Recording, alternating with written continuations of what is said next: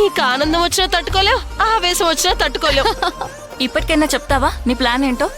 నువ్వేం చేస్తున్నావో అర్థం కాక మార్నింగ్ నుండి నేను ఆంటీ ఎంత టెన్షన్ పడుతున్నామో తెలుసా? ఆ టెన్షన్ తుడిచిపెట్టుకుపోయే న్యూస్ ఒకటి చెప్పనా?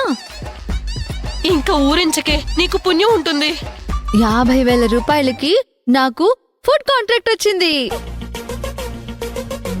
ఫుడ్ కాంట్రాక్టా? ఎవరిచ్చారు? మా బాస్ శ్యామ్ గారు ఇచ్చారు.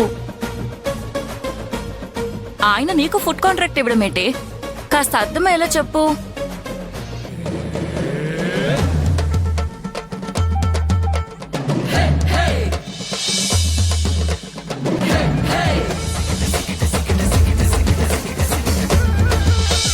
టూ డేస్లో మన కంపెనీ 10th యానివర్సరీ ప్రోగ్రామ్ ఉంది కదా, ఆ రోజు పార్టీకి ఫుడ్ ప్రిపేర్ చేసే కాంట్రాక్ట్ని కూడా రాధకే ఇస్తున్నాను.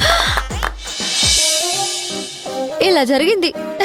పెద్దమ్మా, నీకు తెలివి ఉందని ప్రూవ్ చేసుకోమన్నావు కదా, చేసుకున్నాను. నీకేం చేత కాదని తిట్టిన మా బాసే నన్ను మెచ్చుకుని నాకు కాంట్రాక్ట్ ఇచ్చాడంటే నేను సక్సెస్ అయినట్టే కదా.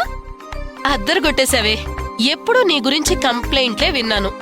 ఇప్పుడు నిన్ను మెచ్చుకున్నారని చెప్తుంటే చాలా ఆనందంగా ఉంది.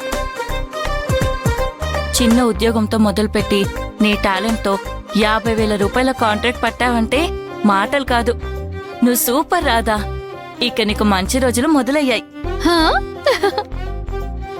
అవునే, నాకు కూడా అలాగే అనిపిస్తుంది. అన్నయ్య ఫోన్ చేస్తున్నాడు. హలో హలో హలో అక్క, సిరి, ఎలా ఉన్నావే? చింటుగాడు కనిపించట్లేదక్క. కనిపించకపోవడం ఏంటే? ఏం జరిగింది?